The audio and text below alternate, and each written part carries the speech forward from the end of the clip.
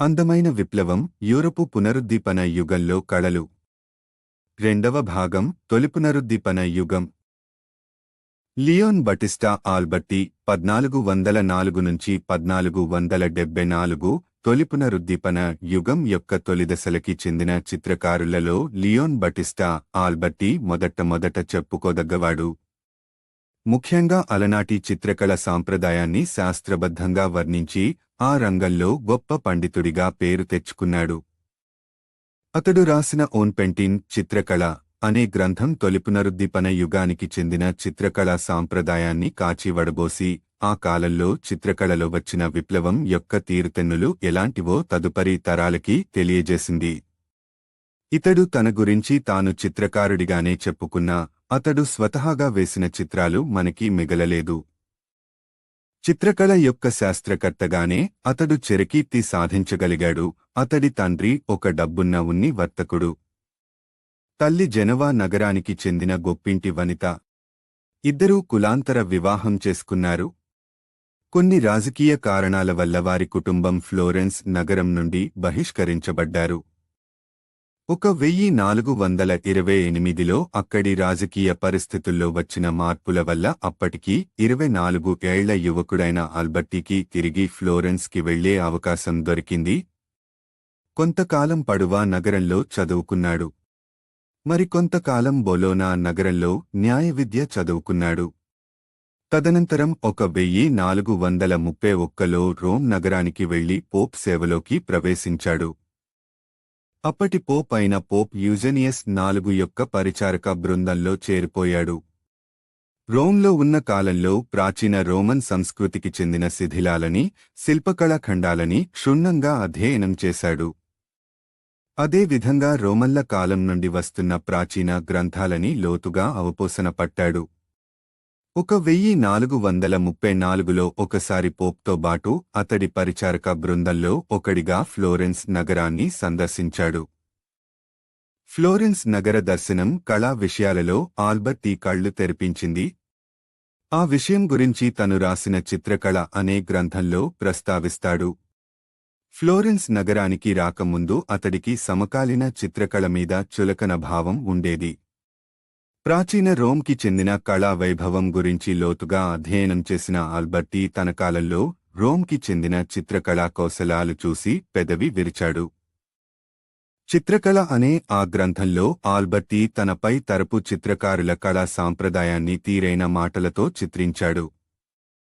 అందులో నుండి కొన్ని ముఖ్య భావాల గురించి చెప్పుకుందాం. వాస్తవ ప్రపంచం నుండి వచ్చే కాంతిరేఖలు చూపరుడి కంటి వద్ద ఒక్కటైనప్పుడు ఒక విధమైన పిరమిడ్ ఏర్పడుతుందని సూచించాడు. చిత్రం అంటే కేవలం ఆ పిరమిడ్ యొక్క పరిచ్ఛేదమే అని విడమర్చి చెప్పాడు. ఆ భావనని స్థూల రూపంలో అర్థం చేసుకోవడం కోసం ఒక వేలో చట్రం ని తీసుకోమన్నాడు. ఆ చట్రాన్ని కళ్ళ ఎదుట చేత్తో కొంత దూరంలో పట్టుకుని అందులో నుండి బాహ్య దృశ్యాన్ని చూసినప్పుడు దృశ్యంలో కొంత భాగం ఆ చట్రంలో బంధించబడినట్టు కనిపిస్తుంది. అలా బంధించబడ్డ దృశ్యానికి అదే చట్రంలో రూపం పోస్తే అలా ఏర్పడేదే చిత్రం. చట్రంలో నుండి దృశ్యాన్ని చూస్తున్నప్పుడు చిత్రంలో ఏ వస్తువు ఎంత పరిమాణంలో ఉండాలో అర్థమవుతుంది. మనిషి చూపు వస్తువుల పరిమాణాలని అర్థం చేసుకునేటప్పుడు అసలు పరిణామాల కన్నా సాపేక్ష పరిణామాలనే మరింత సులభంగా, సహజంగా అర్థం చేసుకోగలుగుతుంది. అంటే ఒక వస్తువు యొక్క అసలు పరిణామం ఎంతో తెలుసుకునే కన్నా అది దేనికన్నా చిన్నది, దేనికన్నా పెద్దది అనే విషయాన్ని మనిషి మరింత సులభంగా గ్రహిస్తాడు. చిత్రంలోని బొమ్మలు, అంశాలు అన్ని కలిసికట్టుగా ప్రేక్షకుడికి ఒక కథ చెప్పాలంటాడు. అలా చిత్రం చెప్పే కథనానికే హిస్టోరియా, ఇంగ్లీష్లో స్టోరీ, హిస్టరీ మొదలైన పదాలు ఈ లాటిన్ పదానికి సన్నిహితమైనవి అనే లాటిన్ పేరు పెట్టాడు. ఆ కథతో సంబంధం లేకుండా ఒక్క అదనపు రేఖగాని, రంగుగాని చిత్రంలోకి ప్రవేశించకూడదు. వన్నెల వాడుకలో, రేఖావిలాసంలో చిత్రకారుడు పొదుపును, సంయమనాన్ని పాటించాలి. కళలో ఆ సంయమన సూత్రాన్నే క్లాసికల్ రిస్ట్రెంట్ అంటారు. చిత్రంలో ప్రదర్శించబడే వ్యక్తుల, పాత్రల భంగమలు, చేష్టలు అన్నీ వారి స్వభావాన్ని, అంతరంగానికి అద్దం పట్టేలా ఉండాలి. ఈ కళా సూత్రాలు అన్నిటికీ ఖచ్చితంగా న్యాయం చేసిన చిత్రానికి తార్కాణంగా జియోటో వేసిన నెవిస్లా నవిచెల్లా చిత్రాన్ని పేర్కొంటాడు ఆల్బర్టీ. ఈ చిత్రంలో క్రీస్తు నీటి మీద నడిచి తన మహిమ ప్రదర్శిస్తుంటే అందుకు అతడి శిష్యులు పరిపరి విధాలుగా స్పందించడం కనిపిస్తుంది. నవిచెల్లా చిత్రకారుడు జియోటో ది బొండోనే. ఆల్బర్టీ ప్రకారం చిత్రకళా శాస్త్రానికి ఆరాధ్య దైవం గ్రీకు దేవత నర్సిసస్. ఈ నార్సిసస్ గురించి ఒక ఆసక్తికరమైన కథ ఉంది. ఇతడు థెస్పియా అనే ప్రాంతానికి చెందిన ఒక వేటగాడు. అసమాన సౌందర్యం, నవయవ్వనం ఇతడి ప్రధాన లక్షణాలు. తనకన్నా సుందరులు ఈ లోకంలో లేరని గర్వించేవాడు. ఇతడికి అందమైన వస్తువులన్నా వనితలన్నా మహాప్రీతి. అతడి అవలక్షణం ఒకటి అతడి వినాశనానికి దారితీసింది. ఇతడికి ఆకర్షితులై చెంతకి చేరిన చెడియలను త్రోణికారభావంతో చూసేవాడు. తనపై నిజమైన ప్రేమే ఉంటే ప్రాణాలు అర్పించమని కోరేవాడు. ఒకసారి నార్సిసస్ తనని వలిచి వచ్చిన ఏకో అనబడే ఒక వనదేవతను కాదంటే ఆ తిరస్కారానికి తట్టుకోలేక ఎకో ప్రాణత్యాగం చేసుకుంది. అది తెలిసి ఆగ్రహించిన నేమెసిస్ అనే మరొక వనదేవత నార్సిసస్ మీద ప్రతీకారం తీసుకోవాలని నిశ్చయించుకుంది. నార్సిసస్లో తన పట్ల మోహాన్ని కలుగజేసి అతన్ని ఒక కొలను వద్దకు తీసుకువెళ్తుంది నెమెసిస్. నార్సిసస్ తీరా చెరువుని చేరుకున్నాక నెమెసిస్ మాయమవుతుంది. నార్సిసస్ ఆ తటాకల్లో తన ప్రతిబింబాన్ని చూసుకుంటాడు. దాని అందానికి మురిసి అది తన బింబమేనని తెలియక దాని ప్రేమలో పడతాడు. ఆ సమ్మోహనంలో పడి నిద్రాహారాలు మాని శుష్కించడం మొదలెడతాడు. ఒక దశలో అది తన ప్రతిబింబమేనని తెలుసుకుంటాడు. అతడి మనసంతా నిరాశతో నిండిపోతుంది. తన ప్రేమ కేవలం ఒక భ్రమ అని తెలుసుకుని తను కూడా ప్రాణత్యాగం చేసుకుంటాడు. అందుకే నార్సిసన్ పేరుని ఆత్మారాధనకి, స్వోత్కర్షకి, వల్లమాలిన అహంభావానికి మారుపేరుగా పరిగణిస్తారు. అలాగే నెమెసిస్ పేరు ప్రతీకారానికి ప్రతీకగా పరిగణిస్తారు. చెరువులో తన చిత్తరువుని చూసి అచ్చెరువొందిన నార్సిసస్ని ఒక విధంగా చిత్రకారులతో పోల్చుకోవచ్చునని ఆల్బర్టీ అభిమతం. ప్రతి చిత్రకారుడు తన అంతరంగంలో ఉన్న ఏదో భావనకి, ఏదో స్ఫూర్తికి, ఊహకి బహిరంగంలో ఒక కాగితం మీదతో, ఫలకం మీదనో ప్రతిసృష్టి చెయ్యాలని అనుకుంటాడు. తన ప్రయత్నం ఫలించినప్పుడు తనలో ఉన్న ఏదో సౌందర్యం యొక్క ప్రతిబింబమే బయట చిత్రంలో కనిపిస్తుంది. అపర నార్సిసస్లా ఆ చిత్రాన్ని చూసి అందులో ప్రతిబింబించే తన ఆంతర్యాన్ని చూసుకుని మురిసిపోతాడు. పునరుద్దీపన యుగంలో ఇటలీకి చెందిన నగర రాజ్యాలలో ముఖ్యంగా ధనికులైన వర్తకులే కళని పోషించేవారు. ఆ వాస్తవాన్ని దృష్టిలో పెట్టుకునే ఆల్బర్టీ నవ చిత్రకారులకి ఈ సూచనలు చేశాడు. అలాగే చిత్రకారులు కవులతోనూ వక్తలతోనూ పరిచయం పెంచుకోవాలి. వారి మాటల ద్వారా నేర్చిన కథలకి తమ ఒడుపైన కుంచె విసురులతో రంగుల రూపాన్ని ఇవ్వాలి. ఇలాంటి లౌకిక వ్యాఖ్యానంతో పాటు కొంత ఆధ్యాత్మికత ప్రస్తావన కూడా తెస్తాడు ఆల్బర్టీ. చిత్రంలో ఏదో దైవికమైన శక్తి ఉంటుందంటాడు. ఆ శక్తి వల్లనే కొన్ని చిత్రాలు 10 కాలాలపాటు వర్ధిల్లుతాయి, అమరమవుతాయి. ప్రతిభావంతుడైన చిత్రకారుడు ఒక వ్యక్తి యొక్క చిత్తరువుని వేసినప్పుడు ఆ చిత్రం ద్వారా ఆ వ్యక్తి యొక్క ఆయుర్దాయాన్ని పెంచుతున్నాడు. చిత్రంలో ఉన్న వ్యక్తి తనువు చాలించినే చిత్రం మాత్రం సజీవంగా మిగిలిపోతుంది. ఆ కారణం చేత చిత్తరువు మానవ మాతృలని కూడా దివ్యత్వం దిశగా తీసుకుపోతుంది అంటాడు ఆల్బర్టీ. అలాంటి ఆలోచన మూలంగానే ఆ రోజుల్లో ఎందరో ప్రముఖులు తమ చిత్తరువులు తప్పనిసరిగా వేయించుకునేవారు. మనుషులు పొట్టపోసుకోవడం కోసమో వినోదం కోసమో చేసే వ్యాపకంలా కాక చిత్రకళని ఒక దివ్యమైన కళగా పరిగణించాలి అంటాడు ఆల్బర్టీ. ఈ రకమైన చింతన వల్లనే తదనంతరం మహాపునరుద్దీపన యుగంలో హాది రినెసాన్స్ కొందరు చిత్రకారులని కూడా దివ్యులుగా, దేవతామూర్తులుగా ప్రకటించాలనే నినాదం ఒకటి బయల్దేరింది. ఫ్రా ఏంజెలికో 1395 నుంచి 1455 తొలి పునరుద్దీపనయుగానికి చెందిన మరొక ముఖ్యుడైన చిత్రకారుడు ఫ్రా ఏంజెలికో. అరుదైన లోపల్లేని ప్రతిభ గలవాడు అంటూ వసారి తన చిత్రకారుల జీవిత కథల గ్రంథంలో ఫ్రా ఏంజెలికోని మెచ్చుకుంటాడు. ఫ్రా ఏంజెలికో అసలు పేరు గ్విడో ది పియెట్రో. ఇతడు పుట్టిన ఊరు టస్కనీ ఫీసోలే అనే గ్రామం. 1417లో అంటే 23 ఏళ్ల వయసులో మత దీక్ష తీసుకుని ఒక క్రైస్తవ మఠంలో చేరిపోయాడు. అప్పటి నుండి సాధువులా జీవితాన్ని కొనసాగించాడు. క్రైస్తవ సాధువులలో 2 వర్గాలకి చెందిన వాళ్లు ఉంటారు. మొదటి వర్గం వారు మఠంలోపలే జీవిస్తూ దేవతారాధనలో జీవితాన్ని కొనసాగిస్తారు. రెండవ వర్గం వాళ్లు బాహ్య ప్రపంచంలో సంచరిస్తూ సామాన్య ప్రజలకి సేవ చేస్తూ జీవిస్తారు. ఈ రెండవ వర్గం వాళ్లని ఫ్రయర్లు, ఫ్రాయర్ అంటారు. ఇంగ్లీష్లో ఫ్రాటర్నిటీ, భ్రాతృత్వం అనే శబ్దానికి ఇది సన్నిహిత శబ్దం. కాబట్టి ఫ్రయర్లు సోదర సమానులు అన్నమాట. బౌద్ధ భిక్షువులకి మల్లె వీళ్లు కూడా యాచించి పట్టుపోసుకుంటారు. సహజంగా సాధుస్వభావం గలవాడు, దైవచింతన మెండుగా గలవాడు గనుక అతడి పేరు తదనంతరం ఫ్రా ఏంజెలికోగా మారింది.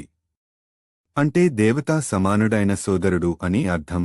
సాధువుగా దీక్ష పొందక ముందు నుండే ఫ్రా ఏంజెలోకి చిత్రకళలో ప్రవేశం ఉండేది. సాధుజీవనం తన కళకి వ్యక్తం చేసుకోవడానికి తగిన అవకాశాన్ని ఇచ్చింది. కళలకి కాణాచి అయిన ఫ్లారెన్స్ నగరంలో సాన్ మార్కో ఆశ్రమంలో చేరాడు. ఫ్లారెన్స్ నగరంలో జీవించడం వల్ల అక్కడి ఉన్నతమైన కళా సాంప్రదాయంతో అతడికి పరిచయం ఏర్పడింది. అంతేకాక అక్కడి ప్రముఖులతో కూడా పరిచయం ఏర్పడింది. అలాంటి పరిచయాలలో ముఖ్యమైనది కాసిమో ది మెడిచితో పరిచయం. మెడిచి కుటుంబం ఫ్లారెన్స్ నగరానికి చెందిన ఒక ముఖ్యమైన వర్తక కుటుంబం. పునరుద్దీపన యుగానికి చెందిన ఎందరూ కళాకారులని ఆ కుటుంబమే పోషించింది. వారిలో ముఖ్యుడు కాసిమో ది మెడిచి 1389 నుంచి 1464. కాసిమో ప్రోత్సాహం మీద ఫ్రా ఏంజెలికో సాన్ మార్కో ఆశ్రమాన్ని తన చిత్రాలతో అలంకరించాడు. ఎంతో మంది పూర్వ చిత్రకారులకి మల్లె ఫ్రా ఏంజెలికో కూడా మేస్టా అనే అంశం మీద చిత్రం రూపొందించాడు. లోగడ అదే అంశం మీద చిమబువే, జాటో తదితరులు వేసిన చిత్రాల గురించి చర్చించుకున్నాము. సాంకేతికతలో చిమబువె కన్నా జాటో వేసిన చిత్రం మెరుగ్గా ఉన్న విషయం అంతకు ముందు చెప్పుకున్నాము. ఈ విషయంలో ఫ్రా ఏంజెలికో మరింత ముందుకు వెళ్లాడు. చిత్రంలో ఫ్రా ఏంజెలికో వేసిన మేస్టా చిత్రాన్ని చూడొచ్చు. ఇందులో కేంద్రంలో మేరీమాత బాలక్రీస్తును ఒడిలో కూర్చోబెట్టుకున్న దృశ్యం కనిపిస్తుంది. చిమబువె వేసిన చిత్రంలో మేరీ, క్రీస్తులకి ఇరుపక్కలా దేవతలు వివిధ ఎత్తుల్లో మబ్బుల్లో తేలిపోతున్నట్టు కనిపిస్తుంది. కాని జాటో వేసిన చిత్రంలో ఇరుపక్కలా ఉన్న దేవతలు నేలమీదే నిలుచుని ఉన్నట్టు కనిపిస్తుంది.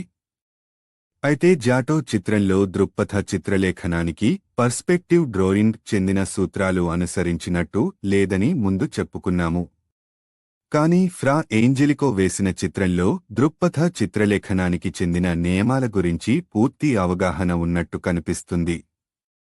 మేరీ కూర్చున్న సింహాసనానికి ముందు వేసిన తివాచీలోని నిలువు గీతలని పొడిగిస్తే అవి ఖచ్చితంగా మేరీ కేంద్రంలో కలుసుకోవడం కనిపిస్తుంది. దీన్ని బట్టి ఫ్రా ఏంజెలికో ఈ చిత్రాన్ని ఎంతో జామితీబద్ధంగా ఆధునిక ప్రమాణాలని అనుసరిస్తూ వేసినట్టు తెలుస్తోంది. ఒకసారి ఫ్రా ఏంజెలికోకి వాటికన్ నుండి పిలుపు వచ్చింది. అప్పటి పోప్ అయిన పోప్ నికోలాస్కి చెందిన ఒక చాపెల్లోని గోడలని తన చిత్రాలతో అలంకరించాలని పోప్ ఆజ్ఞాపన. పరిమాణంలో కాస్త చిన్నదైన క్రైస్తవ ప్రార్థనా మందిరాన్ని చాపెల్ అంటారు. పోప్ అంతటివాడు ఆనతిస్తే కాదనలేక ఫ్రా ఏంజెలికో తన అనుచరులతో సత్వరమే బయల్దేరి వెళ్లాడు. పోప్ సూచించిన చాపెల్లోకి ప్రవేశించి చూడగానే ఫ్రా ఏంజెలికో అక్కడి ఐశ్వర్యానికి దిగ్భ్రాంతి చెందాడు. దేవుడు అందరికీ ఒకడే అయిన వాటికన్లో ప్రార్థనాలయాలకి, చిన్న ఊళ్లలో ప్రార్థనాలయాలకి మధ్య ఎంత తేడా ఉంటుంది ఫ్రా ఏంజెలికోకి అప్పుడు అర్థమయ్యింది. మరెక్కడా చిక్కనంతటి చిక్కని వణవిన్యాసం అక్కడి గోడల మీద కనిపించింది.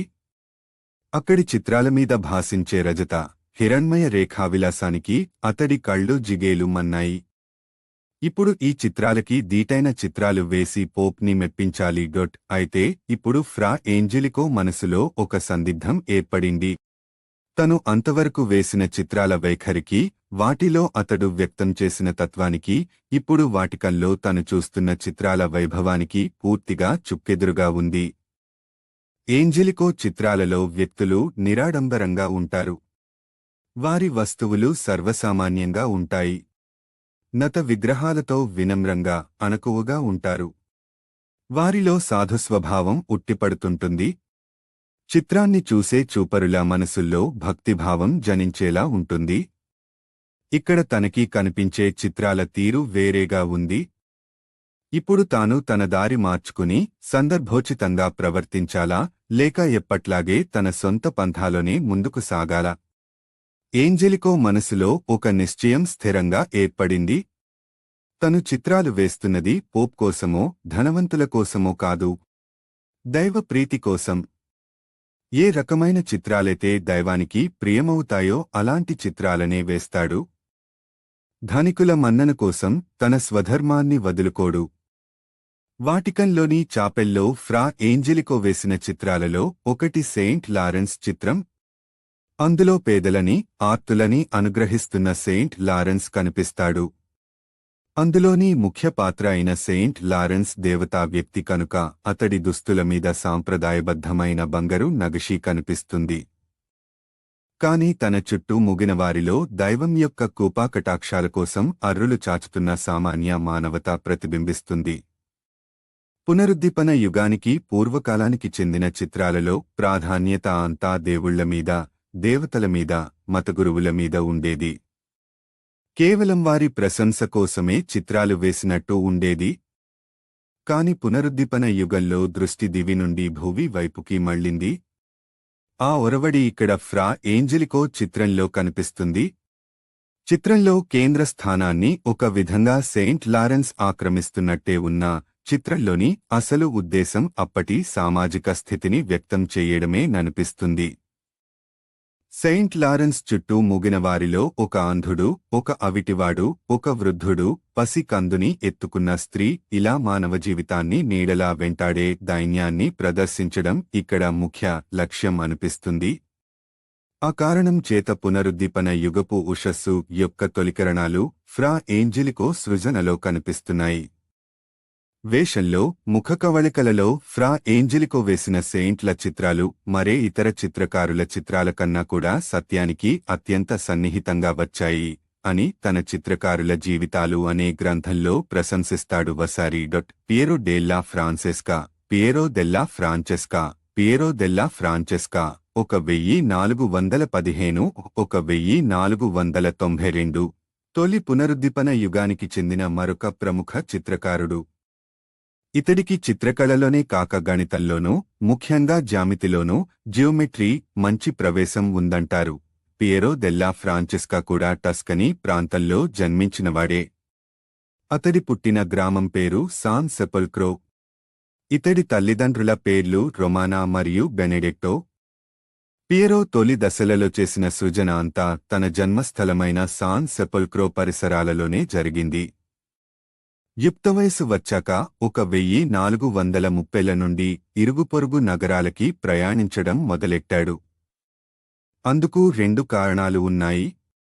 ఒకటి, అక్కడి మేటి చిత్రకారులతో పరిచయం పెంచుకుని వారి నుండి తన విద్యని పెంపొందించుకోవచ్చు. రెండవది, అక్కడి ధనికుల ప్రాపకంలో పనిచేసి మనుగడ సాధించుకోవచ్చు.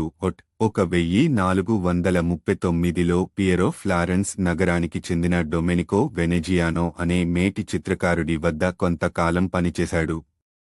ఆ కాలంలోనే ఫ్లారెన్స్లోనే ఉన్న చిత్రకళారంగానికి చెందిన మహామహులైన ఫ్రా ఏంజెలికో, లూకా దెల్లా రోబియా, డొనటెల్లో బ్రూనెలెస్కీ తదితరులతో పరిచయం ఏర్పడింది. యూరప్లోనే ఉత్తరాదికి చెందిన దేశాలలో కూడా ఆ కాలంలో కళారంగంలో గొప్ప పరిణామాలు చోటు చేసుకోసాగాయి. ఆ ఒరవడులనే ఉత్తర పునరుద్దీపన, నొర్దర్న్ రినెసాన్స్ అంటారు. ఆ ఒరవడుల గురించి కూడా పియరో తెలుసుకుని అందులోని కొన్ని అంశాలను కూడా తన సృజనలోకి ప్రవేశపెట్టాడు.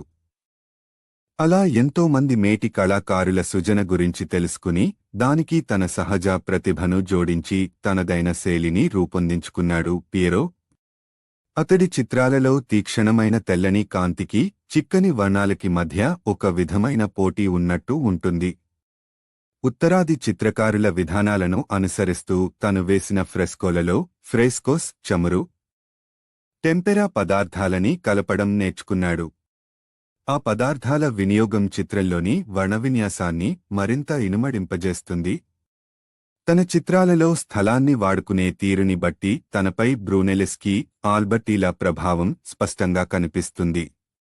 పునరుద్దీపన యుగానికి చెందిన చిత్రకళలో ప్రవేశించిన ఒక ముఖ్యమైన ఒరవడి గణితానికి, జ్యామితికి చెందిన నియమాలని అనుసరించి చిత్రించడం. ఆ ఒరవడులు పియరో చిత్రాల్లో స్పష్టంగా కనిపిస్తాయి.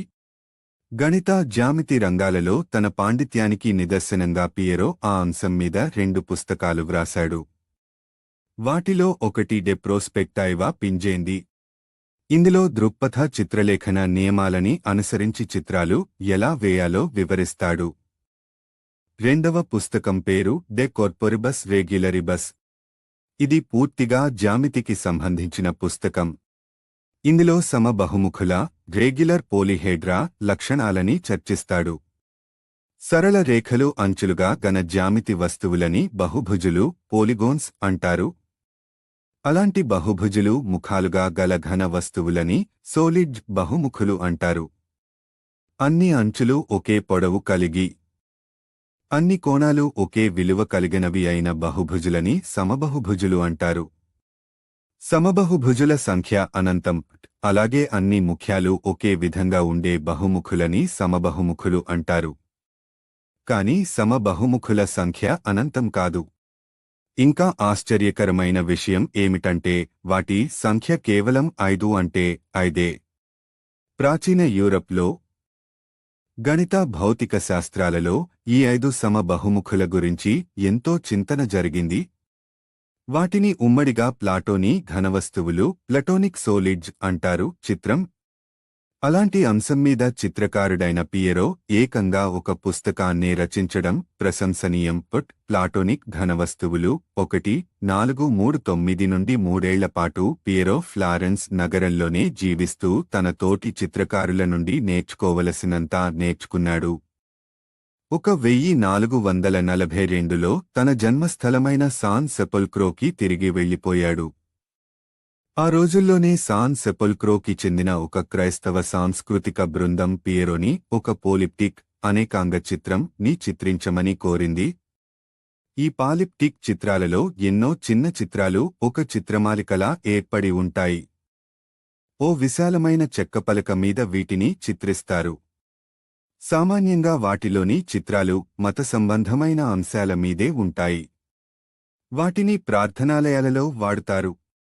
పియరో వేసిన పాలిప్టిక్లో కేంద్ర భాగంలో మేరీ మాత చిత్రం ఉంటుంది. ఇరుపక్కలా సెయింట్ సెబాస్టియన్, సెయింట్ జాన్ల చిత్రాలు ఉంటాయి. సెయింట్ ఫ్రాన్సిస్, సెయింట్ ఫెర్నాండినో, సెయింట్ బెనెడిక్ట్ల చిత్రాలు కూడా ఉంటాయి. ఇంత విస్తృతమైన చిత్రాన్ని చాలా తీరుబాటుగా కొన్నేళ్లపాటు చిత్రించాడు. మొత్తం మీద 1445లో మొదలైన చిత్రీకరణ 17 ఏళ్లపాటు సాగి 1462లో పూర్తయింది. పియరో వేసిన ముఖ్యమైన చిత్రాలలో మొదటిది బాప్టిజం ఆఫ్ క్రైస్ట్. ఈ చిత్రాన్ని 1440లోనే సాన్ సెపిల్క్రోలోని కథెడ్రల్ కోసం చిత్రించాడు. క్రైస్తవ సాంప్రదాయంలో బాప్తిసం అంటే మన దేశంలో నామకరణం వంటి ఒక ఆచారం. ఆ ఆచారం ప్రకారం చిన్న పిల్లలకి పేరు పెట్టేటప్పుడు వారి నెత్తిన పవిత్ర జలాన్ని చిలకరించడం గాని లేక వారిని ఏదైనా నదిలో ముంచి తీయడం గాని చేస్తారు. ఆ తంతు తరువాత ఆ శిశువు క్రైస్తవ దీక్ష పొందినట్టు లెక్క. క్రీస్తుకి తన జీవితంలో జాన్ అనే వ్యక్తి అలాంటి దీక్షని ప్రసాదించాడు. పియరో వేసిన చిత్రం ఆ సన్నివేశాన్ని చిత్రీకరిస్తుంది. పునరుద్దీపన యుగానికి పూర్వం దేవతా వ్యక్తులని చిత్రించేటప్పుడు వాళ్లు ఈ లోకానికి చెందని వారిగా, ఏదో పైలోకం నుండి దిగివచ్చిన వారిగా చిత్రించే ఒరవడి ఉండేదని చెప్పుకున్నా. కాని పూర్వపునరుద్దీపన యుగం నుండి కూడా ఆ ఒరవడి నెమ్మదిగా మారుతూ వచ్చింది. దివ్యపురుషులని చిత్రించేటప్పుడు కూడా వారిలోని మానవీయతను, వాస్తవికతను ప్రదర్శిస్తూ చిత్రించడం జరుగుతుంది. బాప్టిజం ఆఫ్ క్రైస్ట్ చిత్రంలో క్రీస్తును ఒక సామాన్య మానవుడిలా ఏ బంగారు నగిషీలు లేని తెల్లని బట్టని కట్టుకుని ఉండడం చూస్తాము. ఆయన శిరస్సు చుట్టూ కూడా పాతకాలపు చిత్రాలలో లాగా బంగారు కాంతి వంటి విశేషాలేవీ లేవు. ఆయన జోర్డాన్ నదిలో నించుని ఉండగా పక్కనే ఉన్న జాన్ నదిలో నీటితో ఆయనను అభిషేకించడం చూస్తాము. చిత్రంలో మరో ఆసక్తికరమైన అంశం కూడా కనిపిస్తుంది. జాన్ వెనుక ఒక వ్యక్తి కొద్దిగా ముందుకు వంగి తన చొక్కా విప్పడానికి ఇబ్బంది పడుతున్నట్టుగా కనిపిస్తుంది. మామూలుగా బొత్తాలు లేకుండా బనీను వంటి వస్త్రాన్ని విప్పడంలో కొంత ఇబ్బంది ఎదురవుతుంది. ఆ చొక్కా విప్పుతున్న వ్యక్తి క్రీస్తు లాగానే ఆ నదిలో దీక్ష తీసుకోవడానికి వచ్చినవాడు. చొక్కా విప్పలేక తిప్పలు పడుతున్నాడు. రోజువారీ జీవితంలో కనిపించే ఓ సర్వసామాన్య సన్నివేశాన్ని ఆ విధంగా చిత్రించి చిత్రకారుడు ఆ చిత్రానికి గొప్ప సహజత్వాన్ని సాధించిపెట్టాడు. చిత్రంలో ఇంకా సూక్ష్మంగా చూస్తే నేపథ్యంలో ముగ్గురు వృద్ధులు కనిపిస్తారు. వారి ప్రాచీన బైజాంటైన్ సాంప్రదాయానికి చెందిన పెద్ద మనుషులు అని చిత్రకారుల అన్వయం. నామకరణోత్సవం వంటి తంతు జరిగేటప్పుడు వివేకవంతులైన పెద్ద మనుషులు హాజరై దీవెనలు ఇవ్వడం సబబు ఆ చిత్రం సూచిస్తోంది. ఇంకా జాగ్రత్తగా గమనిస్తే ఆ వృద్ధుల ఎదుట నదీజలాలలో వారి ప్రతిబింబాలని కూడా చిత్రకారుడు చాలా శ్రద్ధగా చిత్రించాడు. వాస్తవికత సాధించడం కోసం చిత్రకారుడు చేసిన ప్రయత్నాలలో ఇదొకటి. పై విశేషాలన్నీ కాక చిత్రానికి నేపథ్యంగా పర్వతాలు, చెట్లు, చేమలు మొదలైన అంశాలతో ఆ సన్నివేశానికి సమంజసమైన ప్రశాంత వాతావరణాన్ని చిత్రిస్తూ చూపరుల మనసుల్లో భక్తిభావమే కాక ప్రగాఢమైన శాంతిని కలిగించేలా ఉంది. పియరో 1469కి 1486కి మధ్యన ఇటలీలోనే ఉర్బీనో అనే ఊళ్ళో జీవించాడు. ఆ ఊరిని పాలించే ఫ్రెడెరికో ద మాంటెఫెల్ట్రో అనే డ్యూక్కి రాజు వంటివాడు. కళలని పోషించే మారాజుగా మంచి పేరు ఉంది. రాజు ఆనతి మీదట పియరో ఆ కాలంలో ఎన్నో చిరస్మరణీయమైన చిత్రాలు వేశాడు. అలాంటి వాటిలో ముఖ్యమైనది బ్రేరా మడోనా చిత్రం. ఇది ప్రస్తుతం ఇటలీలోని మిలాన్ నగరంలో ఉంది. పునరుద్దీపన యుగంలో జరిగిన చిత్రకళా పరిణతి దృష్ట్యా ఈ చిత్రాన్ని పరిశీలిస్తే ఇందులో ఎన్నో విశేషాలు కనిపిస్తాయంటారు చిత్రకళా విమర్శకులు. ఆ చిత్రంలో కేంద్రంలో మేరీ మాత ఉన్నతాసనం మీద కూర్చుని ఉంది. ఆమె ఒడిలో బాలక్రీస్తు పడుకుని ఉన్నాడు. ఆమె చుట్టూ పలువురు దేవదూతలు, సెయింట్లు చేరి ఉన్నారు. ఆమె ఎదుట కుడిపక్కగా ఒక యోధుడు మోకాళ్లపై మోకరిల్లి ఉన్నాడు. అతడే ఆ చిత్రానికే కాక ఆ ప్రాంతంలో ఎంతో కళా సృష్టికి ప్రాయోజకత్వం వహించిన ఫ్రెడెరికో ద మాంటిఫెల్ట్రో. వెనుక నేపథ్యంలో ఒక వంపు తిరిగిన చూరు కనిపిస్తుంది. ఆ విధమైన చూరుని ఎప్స్ ఆప్స్ అంటారు. ఎన్నో క్రైస్తవ ఆలయాలలో దైవ విగ్రహం ఉండే చోట చూరుగా అలాంటి వంపు తిరిగిన నిర్మాణం ఉండడం ఆనవాయితీ. ప్రాచీన బైజాంటైన్ సామ్రాజ్యానికి చెందిన స్థాపత్యం, ఆర్కిటెక్చర్ లో కూడా ఆ ఆచారం కనిపిస్తుంది. ఆ వంపు తిరిగిన చూరులో ఒక గడికట్టు కనిపిస్తుంది. దీన్ని ఖచ్చితంగా చిత్రించాలంటే బోలెడంత గణితం తెలియాలి. దృక్పథ చిత్రణానికి చెందిన గణిత నియమాల ప్రకారం ఖచ్చితంగా చిత్రాలు ఎలా వెయ్యాలో పునరుద్దీపన యుగంలోనే చిత్రకారులని నెమ్మదిగా అలవడింది అని ఇంతకు ముందు చెప్పుకున్నా. అయితే దృక్పథ చిత్రణం, పర్స్పెక్టివ్ డ్రాయింగ్ ప్రకారం సమతలాలు, నిలువు గోడలు, చదునైన నేలమో ఎలా చిత్రిస్తారో అది మాత్రమే అంతకు ముందు చెప్పుకున్నా. వంపు తిరిగిన తలాలలో గడికట్టు ఉన్నప్పుడు దాన్ని దృక్పథ చిత్రణ నియమావళి ప్రకారం చిత్రించడం చాలా కష్టం. అంత కఠినమైన సవాలుని ఎదుర్కొని విజయవంతంగా లక్ష్యాన్ని సాధించానని బడాయిగా ఈ చిత్రంలో చాటుకుంటున్నాడు పియరో.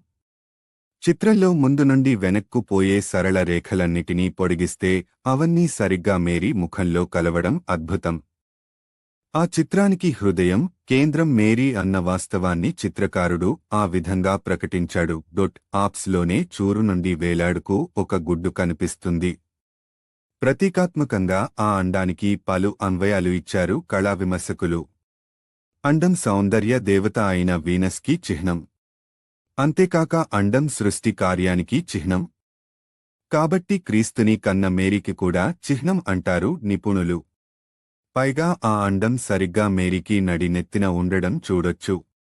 ఇటీవలి కాలంలో ఆధునిక విశ్లేషణ పద్ధతుల సహాయంతో ఆ చిత్రం మీద ఎన్నో పరిశోధనలు జరిగాయి. చిత్రంలో వివిధ వ్యక్తులు ధరించిన ఆభరణాల గురించి, దుస్తుల గురించి ఎన్నో సూక్ష్మమైన వివరాలు ఆ పరిశోధనలలో బయటపడ్డాయి. ఉదాహరణకి మేరీ పాదాల కింద పాదపీఠం మీద ఉన్న తివాచీ పర్షియాకి చెందిన తివాచీ అని నిపుణులు తీర్మానించారు.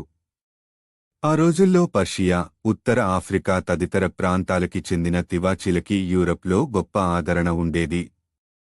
14వ శతాబ్దం నుండి కూడా చిత్రాలలో అలాంటి తివాచీలు ప్రత్యక్షం కావడం మొదలయ్యింది. చిత్రంలో మరో విశేషం ఫ్రెడెరికో ద మాంటెఫెల్ట్రో తొడుక్కున్న కవచం. మామూలు కవచాలు ఛాతీని మాత్రమే రక్షిస్తాయి. కాని ఇది ఆపాదమస్తకం రక్షణనిచ్చే ప్రత్యేక లోహపు కవచం. బాగా సానపట్టడం వల్ల అది అద్దంలా నిగనిగలాడుతోంది. అంతేకాక అది ఎంత నునుపుగా ఉందంటే అది దాని చుట్టూ ఉండే పరిసర దృశ్యాలని ప్రతిబింబిస్తోంది. సూక్ష్మంగా గమనిస్తే అందులో యోధుడి ఎడమ భుజం మీద ఆ మందిరంలో ఉండే ఒక నిలువు కిటికీ ప్రతిబింబం కనిపిస్తుంది. తొలి పునరుద్దీపన యుగంలోనే అలాంటి అద్భుతాలు సాధించిన పియరో ని తన చివరి రోజుల్లో ఎందరో గొప్ప గొప్ప చిత్రకారులు సందర్శించారు. అయితే 1480 కల్లా పియరో చూపు మందగించింది. ఇక తానే స్వయంగా చిత్రాలు వేక సూచనలిచ్చి ఆ పనికి తన శిష్యులకే అప్పజెప్పడం మొదలెట్టాడు. ఆ కాలంలోనే గణితంలో తను వ్రాసిన 5 సమబహుముఖులు అనే పుస్తకాన్ని పూర్తిచేశాడు. 1492లో అక్టోబర్ 12 నాడు తన స్వగ్రామమైన సాన్ సెపల్క్రోలో తన సొంతింట్లోనే తుది శ్వాస విడిచాడు. సాంద్రో బొట్టిచెల్లి 1445 1510 తొలి పునరుద్దీపన యుగానికి చెందిన అత్యంత ప్రముఖ చిత్రకారులలో ఒకడు సాంద్రో బొట్టిచెల్లి. ఇతడు కూడా ఫ్లోరెన్స్ నగర చిత్రకళా సాంప్రదాయానికి చెందినవాడే. చిత్రకళ రంగంలో ఇతడు సాధించిన పరిణామాన్ని, అతడు జీవించిన యుగాన్ని మరో 100 ఏళ్ల తరువాత వసారి తన చిత్రకారుల జీవితాలు అనే పుస్తకంలో స్వర్ణయుగం అంటూ కొనియాడుతాడు. బొట్టిచెల్లి చిత్రాలలో పునరుద్దీపన యుగం యొక్క మూలతత్వానికి మరింత సన్నిహితంగా వస్తున్న పరిణతి కనిపిస్తుంది. అతడి చిత్రాలలో ముఖ్యాంశాలు కేవలం క్రైస్తవ మత భావనలు, ప్రతీకలు మాత్రమే కాదు. ప్రాచీన గ్రీకు, రోమన్ పురాణాల నుండి ఘట్టాల ఆధారంగా చిరస్మరణీయమైన చిత్రాలెన్నో సృష్టించాడు. సుతిమెత్తని వర్ణవిలాసం, మత్తెక్కించే నాజుకుదనం ఇవి ఇతడి చిత్రాలకి శతాబ్దాల ఆయువునిచ్చిన లక్షణాలు. ఫ్లారెన్స్ నగరంలో ఒనిసాంటి వీధిలో జన్మించాడు బొట్టిచెల్లి. జీవితం అంతా ఆ ఊళ్ళోనే, ఆ వీధి పరిసరాలలోనే బతికాడు.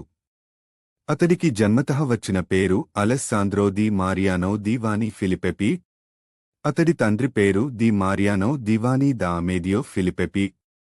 మారియానోకి గంపెడు సంతానమే అయినా అందులో బతికి బట్టకట్టింది 4 అబ్బాయిలు. వారిలో అందరికన్నా చిన్నవాడు సాంద్రో. 1464లో సాంద్రో తండ్రి దాపుననే ఉన్న నోవా వీధిలో ఓ ఇల్లు తీసుకున్నాడు. 1470 నుండి సాంద్రో తన అన్నయ్య జియోవాని కుటుంబంతో పాటు ఆ ఇంట్లోనే నివసించడం మొదలెట్టాడు. నోవా వీధిలోనే మరొక ప్రముఖుడు జీవించేవాడు. అతడి పేరు అమెరిగో వెస్పూచి. ఇతడు గొప్ప నావికుడు, అన్వేషి. 4 సాహసోపేతమైన నౌకాయాత్రలు చేసి అమెరికా ఖండాలకి పయనించి అప్పుడప్పుడే కనుక్కోబడ్డ ఆ ఖండాల గురించి ఎంతో సమాచారం సేకరించాడు. ఆ అమెరిగో పేరు మీదనే అమెరికా ఖండాలకి ఆ పేరొచ్చింది. సాంద్రో అన్నయ్య జియోవానికి బొట్టిచెల్లో అనే మారుపేరు ఉండేది. ఇటాలియన్లో ఆ పేరుకి అర్థం చిన్నారి పీప. అన్నయ్య పోలికలో ఉండే తమ్ముడికి కూడా ఆ పేరుకి మారురూపంగా బొట్టిచెల్లి అనే పేరు సార్థకనామం అయ్యింది. బొట్టిచెల్లి తండ్రి వృత్తిరీత్యా చర్మకారుడు. ఒక దశలో ఆ వృత్తిని వదిలి స్వర్ణకారుడిగా మారాడు. ఆ విధంగా సాంద్రో కూడా తన వృత్తి జీవనాన్ని స్వర్ణకారుడిగానే ప్రారంభించాడు. ఆ రోజుల్లో స్వర్ణకారులకి, చిత్రకారులకి మధ్య తరచుగా లావాదేవీలు ఉండేవి. దైవిక పాత్రలని చిత్రించేటప్పుడు వారి వెనుక బంగారు రేకుతో కాంతిచక్రాలని వేయడం తరతరాలుగా వస్తోన్న ఆనవాయితీ. బంగారు రేకులు తయారు చేయడంలోని ఒడుపులన్నీ బొట్టిచెల్లి తన తండ్రి నుండి క్షుణ్ణంగా నేర్చుకున్నాడు. పుత్రరత్నంలో దాగిన చిత్రకారుణ్ణి తండ్రి త్వరలోనే గుర్తించాడు. మంచి గురువు వద్ద చేర్పిస్తే పైకొస్తాడని తలచి అదే ఊళ్ళో ఉన్న ఫ్రా ఫిలిపో లిపి అనే పేరు మోసిన ఫ్లారెన్స్ చిత్రకారుడి వద్ద అంతేవాసిగా చేర్పించాడు. ఫ్లారెన్స్ చిత్రకళ సాంప్రదాయానికి చెందిన రహస్యాలన్నీ గురువు నేర్పుతుంటే గొప్ప బుద్ధి కుశలత గల శిష్యుడు వేగంగా నేర్చుకున్నాడు. కుడ్య చిత్రాలైతేనేమి, తైలవన చిత్రాలైతేనేమి, రేఖా చిత్రాలైతేనేమి ఏదీ వదలకుండా వన్నె చదువుల్లో మర్మమెల్లా మిన్నగా చదివాడు శిష్యుడు. ఫిలిపీ లిపి వద్ద మాత్రమే కాక పోలేవోలో సోదరుల వద్దనూ, వెరోచియో అనే మరొక ప్రముఖ ఫ్లారెన్స్ చిత్రకారుడి వద్ద కూడా కొంతకాలం సాంద్రో శిక్షణ పొందాడు అంటారు. 1470 దరిదాపుల్లో గురువైన ఫిలిపో లిపి కన్నుమూశాడు. ఇంచుమించు అదే కాలంలో బొట్టిచెల్లి తన మొట్టమొదటి చిత్రకళా ప్రదర్శన ఇచ్చాడు. ఆ విధంగా మొదటిసారి అతడి ప్రతిభ లోకానికి తెలిసింది. 1475 దరిదాపుల్లో వేసిన ఒక చిత్రం బొట్టిచెల్లికి మంచి పేరు తెచ్చిన చిత్రం ఆడోరెసన్ ఆఫ్ ద మాగి. ఫ్లోరెన్స్ నగరంలోని సాంటా మరియా నొవెల్లా అనే చర్చి కోసం వేసిన చిత్రం ఇది. అప్పుడే పుట్టిన బాలక్రీస్తును సందర్శించడం కోసం ఇరుగు పొరుగు ప్రాంతాల నుండి పల్లె ప్రజలు అరుదించిన ఘట్టాన్ని ఈ చిత్రం ప్రదర్శిస్తుంది. ఫ్లోరెన్స్కి చెందిన మెడిచి వంశస్థులు కొన్ని తరాలుగా అక్కడి కళలని పోషించారని అంతకు ముందు చెప్పుకున్నాం. మెడిచి కుటుంబీకులు చేసిన మేలుకు కృతజ్ఞతగా ఆ చిత్రంలో పెద్దవాడైన కాసిమో ద మెడిచీని, అతడి కుమారులైన పియరో, జియోవానీలని, మనవలైన లోరెంజో, జిలియానోల బొమ్మలు కూడా ఆ చిత్రంలో అపురూపంగా ఇరికించాడు బొట్టిచెల్లి. అంతమందితో కిక్కిరిసిన చిత్రంలో తనకొక్కడికేనా చోటు లేనిది అన్న ధిక్కార భావంతో కాబోలు ఆఖర్లో చిత్రంలో కుడి పక్కన తన స్వీయ చిత్రాన్ని కూడా చిత్రించుకున్నాడు బొట్టిచెల్లి. బొట్టిచెల్లి ప్రతిభ ఫ్లోరెన్స్ నగరం దాటి బయట ప్రపంచానికి తెలిసే రోజు వచ్చింది. 1481లో అలనాటి పోప్ అయిన సిక్స్టస్ IV వాటికన్లో తనకంటూ ఓ వైభవోపేతమైన మందిరాన్ని నిర్మించుకోవాలని అనుకున్నాడు. రాజులకి రాజమందిరాలు ఉన్నప్పుడు మొత్తం క్రైస్తవ ప్రపంచానికి రారాజునైన తనకి కూడా సురవైభవాన్ని తలపించే ఓ పవిత్రధామం ఉంటే బావుంటుందని పోప్కి అనిపించింది. సంకల్పించినట్టుగానే ఓ విశాలమైన మందిరాన్ని కట్టించుకున్నాడు. సిక్స్టస్కి చెందిన ధామం కనుక దాన్ని సిస్టీన్ చాపల్ అన్న పేరుతో వ్యవహరిస్తారు. కేవలం భవన నిర్మాణంతో పోప్ తృప్తి పడలేదు. ఆ భవంతిలో ప్రతి అంగుళం, ప్రతి అణువు అసమాన, అలౌకిక సౌందర్యంలో తొణికిసలాడాలని సంకల్పించాడు. ఫ్లారెన్స్, అంబ్రియా తదితర నగరాల నుండి పేరుమోసిన కళాకారులని పిలిపించి తమ ప్రతిభతో చాపెల్ని దివ్యంగా తీర్చిదిద్దమనని ఆదేశించాడు. పోప్ పిలుపుకి స్పందించి ముందుకు వచ్చిన కళాకారులలో బొట్టిచెల్లి ముఖ్యుడు. క్రీస్తు జీవితం, మోసెస్ జీవితం అనే అంశాల మీద చిత్రాలు వేవలసిందని కళాకారులకి సూచనలు ఇవ్వబడ్డాయి. క్రీస్తు ప్రలోభాలు, temptations of Christ, Moses Yavvanam, youth of Moses, కొరా సుతులు అనుభవించిన శిక్ష, punishment of the Sons of కోర. క్రీస్తుకి తపోభంగం కలిగించడం కోసం సతాను ఆయనకి ఎన్నో ప్రలోభాలని ఎరలుగా చూపించి అతన్ని సాధనా మార్గం నుండి తప్పించే ప్రయత్నం చేస్తాడు. ఆ సందర్భంలో సతాను చూపించిన 3 ప్రలోభాలను ఒకే సంక్లిష్టమైన చిత్రంలో ఇమిడ్చి అసంభవాన్ని సంభవం చేస్తాడు బొట్టిచెల్లి. 50కి పైగా వ్యక్తులు కలిగి సంక్లిష్టమైన నేపథ్యం గల క్రీస్తు ప్రలోభాలు చిత్రాన్ని చిత్రించడంలో బొట్టిచెల్లి ప్రదర్శించిన ఒడుపు అసమానం. అయితే ఒక అసమాన చిత్రకారుడిగా బొట్టిచెల్లి పేరుని చిరస్మరణీయం చేసిన కళాఖండాలు అతడు సిస్టీన్ చాపెల్లో వేసిన చిత్రాలు కావు. పేరుకి బొట్టిచెల్లి పూర్వ పునరుద్దీపన యుగానికి చెందినవాడే అయినా మొత్తం పునరుద్దీపన యుగానికే తలమానికాలుగా చెప్పుకోబడే 2 చిత్రాలు బొట్టిచెల్లి సృష్టించినవే. వాటిలో మొదటిది ప్రిమావెరా 1482, రెండవది వీనస్ పుట్టుక 1485. ప్రిమావెరా పాశ్చాత్య చిత్రకళ సాంప్రదాయంలో అతి ముఖ్యమైన చిత్రాలలో ఒకటిగా ప్రిమావెరా వర్ణించబడింది. ఈ చిత్రంలో కనిపించేవి క్రైస్తవ మత చిహ్నాలు కావు. ప్రాచీన గ్రీకు, రోమన్ పురాణాల నుండి తీసుకుని అంశాల ఆధారంగా ఈ చిత్రం రూపొందించబడింది. ఇందులో కొందరు పౌరాణిక వ్యక్తులు ఒక చోట కలుస్తారు. అయితే వాస్తవంలో గ్రీకు, రోమన్ పురాణాలలో వీరందరూ ఒకే చోట కలిసిన సన్నివేశం లేదు. ఈ చిత్రం నిజమైన పౌరాణిక ఘట్టాన్ని ప్రదర్శించడం లేదని, అది కేవలం పునరుద్దీపన యుగానికి, ఆ యుగం తెచ్చిన కొత్త స్ఫూర్తికి చిహ్నమని కళా విమర్శకుల అభిప్రాయం. ప్రిమావెరా చిత్రానికి ఒక విధంగా వసంతోత్సవం అని పేరు పెట్టుకోవచ్చు. అందులో నేపథ్యంలో చిత్రీకరించబడినది వసంతత్తువు.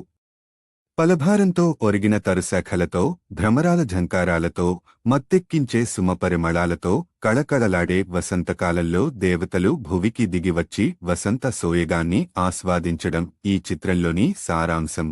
ప్రిమావెరా చిత్రంలోని అంతరార్థం గురించి కొన్ని శతాబ్దాల పాటు కళా విమర్శకులు శోధించారు. దృక్పథాలలో పొత్తు కుదరక నానారకాలుగా తర్జనభర్జనలు పడ్డారు. ఒక విషయంలో మాత్రం అంతా ఏకీభవిస్తారు. ప్రిమావెరా చిత్రంలో వసంతత్తువును ఆగమనం నుండి అంతం వరకు దశలవారీగా వన్నెలతో, చిన్నెలతో అభివర్ణించడం జరిగింది. ఆ కథనానికి ఓతంగా పాశ్చాత్య పౌరాణిక మూర్తులని ప్రతీకలుగా వాడుకోవడం జరిగింది. చిత్రాన్ని కుడికోస నుండి పరిశీలిస్తూ వద్దాం. వసంత మందానిలాలు వీస్తుంటే వాటి ప్రభావం వల్ల గులాబులు గుబాళిస్తాయి, నవాంకురాలు ప్రాణం పోసుకుంటాయి. ఆ పరిమానికి ప్రతీకగా చిత్రంలో సమీరాలకి నాథుడైన జెఫిరస్ కనిపిస్తాడు. జెఫిరస్ దేవుడు క్లోరిస్ అనే వనకన్యని ముందు అపహరించి బలవంతంగా తన దాన్ని చేసుకుని తరువాత పెళ్లాడతాడు. ఆ తరువాత తన మహిమ చేత ఆమెను ఫ్లోరిస్ అనే పేరు గల వసంత దేవతగా తీర్చిదిద్దుతాడు. ఆ తరువాత చిత్రానికి కేంద్ర భాగంలో సౌందర్యానికి ప్రతీక అయిన వీనస్ దేవత కనిపిస్తుంది. చిత్రంలో ఇతర వ్యక్తులు వారిలో వారు మాట్లాడుకుంటూ ఎన్నో దిశలలో చూస్తున్నారు. కాని వీనస్, ఫ్లోరిస్ దేవతలు మాత్రం చిత్రాన్ని తిలకిస్తున్న ప్రేక్షకుల కళ్లలోకి సూటిగా చూస్తున్నట్టు చిత్రించాడు చిత్రకారుడు. వీనస్ వెనుక నేపథ్యంలో చెట్లు ఒక చాపంలా ఏర్పడి ఆమె మీద నీడపట్టి ఉన్నాయి. ఆమె తలపైన ప్రేమకి, తమకానికి దేవత అయిన క్యూపిడ్ రెక్కల్లల్లారుస్తూ ఎగుర్తూ కనిపిస్తాడు.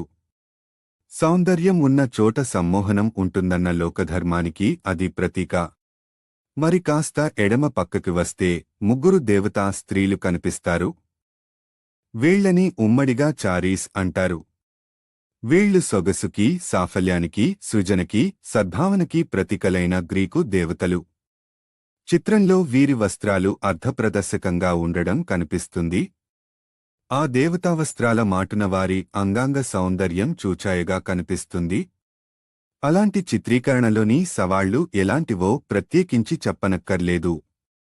ఇక చివరిగా చిత్రంలో ఎడమ కొసన ఎర్రని వస్త్రాలతో, కరవాలంతో, శిరస్త్రాణంతో, కార్డ్యూసియస్ అనబడే మంత్రదండంతో కనిపిస్తున్నది మెర్క్యూరీ దేవత. రెక్కల చెప్పులెక్కి లోకాలన్నీ కలయదిరిగే దివ్యలోక సంచారి ఇతడు. ఈ సందర్భంలో మెర్క్యూరీ దేవతని ప్రదర్శించడంలో మరో అంతరార్థం కూడా ఉంది. వీనస్ దేవత ఏప్రిల్ నెలకి ప్రతీక అయితే మెర్క్యూరీ మే నెలకి ప్రతీక. ఏప్రిల్లో వసంతం వస్తే ఆ తర్వాత మే నెలలో గ్రీష్మం వస్తుంది. మెర్క్యూరీ తన మంత్రదండాన్ని ఆకాశం వైపు గురిపెట్టి మబ్బుల్ని చెల్లా చెదురు చేస్తున్నాడు. గ్రీష్మం రాకకోసం భూమిని సిద్ధం చేస్తున్నాడు. ప్రిమావెరా చిత్రంలో ఎన్నో వైజ్ఞానిక విశేషాలు కూడా ఉన్నాయని దాన్ని క్షుణ్ణంగా శోధించిన కళా విమర్శకులు తెలుసుకున్నారు. అందులో 500 వృక్ష జాతులు ఉన్నట్టు తెలిసింది. అలాగే 190 పువ్వులు కూడా గురుపట్టొచ్చు. వాటిలో 130 పుష్పజాతులని కూడా ఖచ్చితంగా గుర్తించగలిగారు. పునరుద్దీపన యుగం యొక్క మూలతత్వం సౌందర్యోపాసన. గడిచిన చీకటి యుగంలో నిరంతరం దివినే భజిస్తూ ప్రపంచాన్ని, జీవితాన్ని తృణీకార భావంతో చూడడం జరిగింది. పునరుద్దీపన యుగంలో ఆ చింతనలో సమూలమైన మార్పు వచ్చింది. మరణం తర్వాత మరో లోకం అంటూ ఉంటుందో లేదో తెలియదు. అనుభవైకంగా అందరికీ తెలిసిన ప్రపంచం ఇదొక్కటే. కాబట్టి ఎక్కడో అజ్ఞాతంగా ఉన్న దివి గురించి అర్రులు చాచడంలో అర్థం లేదు. భువినే దివిలా దివ్యంగా తీర్చిదిద్దాలి. ఈ అవనిలోనే అణువణువున అమరమైన అందాన్ని ఆవిష్కరించాలి. ఇది పునరుద్దీపన తత్వం. వసంత శోభతో కళకళలాడుతున్న ప్రపంచంలోకి దేవతలు దిగివచ్చిన సన్నివేశాన్ని ప్రదర్శిస్తున్న ప్రిమావెరా చిత్రం సరిగా ఆ పునరుద్దీపన తత్వానికే అద్భుతంగా ప్రాణం పోసింది. బొట్టిచెల్లి సృజించిన మరో కళాఖండం వీనస్ పుట్టుక, ద బర్త్ ఆఫ్ వీనస్. సౌందర్య దేవత అయిన వీనస్ సముద్రంలో నుండి ఆవిర్భవించిన సన్నివేశాన్ని ఈ చిత్రం ప్రదర్శిస్తుంది. వీనస్ పుట్టినిల్లు సముద్రం అన్న భావనని పరిపుష్టం చెయ్యడానికి ఆమె ముత్యంలా ఆలుచిప్పలో నుండి ఆవిర్భవిస్తున్నట్టు ప్రకటిస్తాడు చిత్రకారుడు. వాయుదేవుడైన సమీరుడు జేఫియర్ ఆమె దిశగా గాలి ఊదుతున్నాడు. అతడి ఒడి ఒదిగిన యువతి పేరు ఔరా. ఔరా ఆమె కూడా గాలి దేవతే. అయితే జెఫిర్ మహోగ్ర పవనాలకి దేవత అయితే ఈమె మందానిలాలకి దేవత. అలా వారిద్దరూ ఊదగా వీచిన గాలి తాకిడి వల్ల వీనస్ నెమ్మదిగా తీరం వైపుగా కొట్టుకువస్తుంది. గాలి వీస్తున్న దిశగా ఆమె బంగారు కురులు రేగడం చిత్రంలో చూడొచ్చు.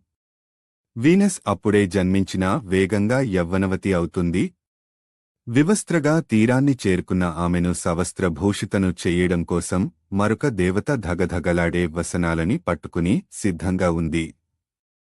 ఆ చిత్రంలో గజదంతంలో నుండి మలచినట్టు సన్నని నాజుకైన తెల్లని వీనస్ దేహం శతాబ్దాల చిత్రకళ ప్రియులని ఆకట్టుకుంది. అలాంటి సన్నని నాజుకైన స్త్రీ మూర్తులు ప్రాచీన గోథిక్ చిత్రకళా సాంప్రదాయానికి అద్దం పడుతున్నాయి అంటాడు కెన్నెత్ క్లార్క్ అనే కళా విమర్శకుడు. ముగ్ధమనోహరమైన వీనస్ రూపం. ప్రశాంత సాగర తీరం, ముదువుగా ముందుకు తోసే సమీరం, దేవత తీరం చేరిందాకా ఆగి వర్షిద్దామని ఎదురుచూస్తున్న గగనం, వీనస్ రాకకు పరవశించి పల్లవిస్తున్న నవవసంతం, వీటి సమ్మోహనంలో పడి తరతరాలుగా చూపరులు మైమరచారంటే ఆశ్చర్యం లేదు. అయితే వీనస్ పుట్టుక చిత్రంలో కొన్ని అవాస్తవిక అంశాలు కూడా ఉన్నాయంటాడు కెన్నెత్ క్లార్క్. ఆ అవాస్తవికత వీనస్ భంగమతోనే మొదలవుతుంది. ఇటాలియన్ చిత్రకళ సాంప్రదాయంలో మానవ ఆకారాన్ని చిత్రించేటప్పుడు రెండు కాళ్ల మీద సమంగా బరువు మోపి నీటారుగా నించునే ఆకారాల కన్నా కాస్త పక్కకి ఒరిగి ఒక పాదం మీద కాస్త ఎక్కువ బరువు మోపినట్టుగా నించున్న ఆకారాలు మరింత హుందాగా, అందంగా ఉంటాయని ఒక సిద్ధాంతం ఉంది. అలాంటి భంగిమని ఇటాలియన్లో కోంట్రాప్పొస్తో భంగిమ అంటారు. ఆ తీరులోనే వీనస్ భంగిమని చిత్రించిన ఆమె తన ఎడమ మరీ ఎక్కువగా ఒరిగి నించుందని, అంతలా ఒరిగితే పక్కకి తూలిపడే అవకాశం ఉందని వాదిస్తాడు విమర్శకుడు. అలాగే కడలి కెరటాలలో కూడా సహజంగా ఉండే సంక్షోభం లేదని, మరీ కుదురుగా ఉన్నాయని వాపోతాడు. అయితే బొట్టిచెల్లి తన చిత్రాలలో ఎప్పుడూ పెద్దగా వాస్తవికత కోసం ప్రాకులాడలేదు. తను వ్యక్తం చేస్తున్న ఘట్టాలు దేవతల ప్రవర్తనకి, జీవితాలకి సంబంధించినవి. సామాన్యులకి వర్తించే భౌతిక ధర్మాలు దేవతలకి వర్తించవు. అసలు వీనస్ పుట్టుక చిత్రంలో వీనస్ మాత్రమే కాక తక్కిన పాత్రలు కూడా గురుత్వాన్ని ధిక్కరిస్తూ గాల్లో తేలిపోతున్నట్టు కనిపిస్తారు. గురుత్వం వారిని భారంగా కిందికి లాగాలని ప్రయత్నించి విఫలమవుతున్నట్టు ఉంటుంది. కాబట్టి ఆ అవాస్తవికత చిత్రకారుడు కావాలని చిత్రించినదేగాని చేతకాక చేసిన పని కాదని కూడా వాదనలు ఉన్నాయి. అసలు ఆ మొత్తం చిత్రమే సంచలితమైన ప్రవస్యానికి ఒక అద్భుత తార్కాణం. నగ్న శరీరాల చుట్టూ మెత్తగా పెనవేసుకున్న దివ్యవస్త్రాల సముత్తుంగ తరంగాలలో మానవ మేధం రాన్పడిపోతుంది అంటూ వీనస్ పుట్టుకలోని లోకోత్తర సౌందర్యాన్ని కొనియాడతాడు కెన్నెత్ క్లార్క్. బొట్టిచెల్లి చివరి రోజుల్లో ఫ్లోరెన్స్ నగరంలో ఒక విపరీత రాజకీయ పరిణామాలు చోటు చేసుకున్నాయి. ఫ్లోరెన్స్ నగరంలో తరతరాలుగా గొప్ప పరపతి గల కుటుంబాలలో మెడిచి కుటుంబానిదే పైచేయిగా ఉండేది. వారిలో 1449 కాలంలో జీవించిన లోరెంజో మెడిచి అందరికన్నా ఘనుడని అంటారు. అతడు ఉన్నంత కాలం నగరంలో కళా వ్యవహారాలకి దన్నుగా నిలిచాడు. 1492లో లోరెంజో మరణం తరువాత అతడి కొడుకు పియరో మెడిచి కుటుంబం యొక్క వ్యాపార బాధ్యతలు చేపట్టాడు. అయితే పియరో చాతకాని వాడు కనుక కుటుంబం ఆర్థికంగా బలహీనపడింది. దాంతో కళారంగం మీద కూడా నీలి నీడలు క్రమ్ముకున్నాయి.